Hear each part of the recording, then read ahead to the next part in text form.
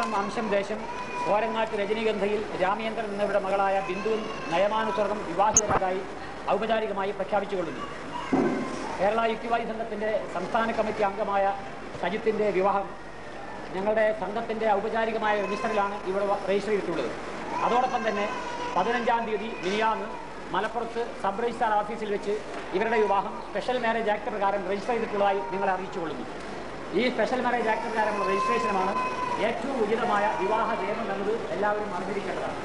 ഇത്രയും പറഞ്ഞുകൊണ്ട് വാക്ക് ഉദ്ധരിക്കുന്നു. ഇതിൽ സഹകരിച്ച രണ്ട് കുടുംബങ്ങളെയും എല്ലാ ഭോജനങ്ങളെയും നന്ദി രേഖപ്പെടുത്തുന്നു.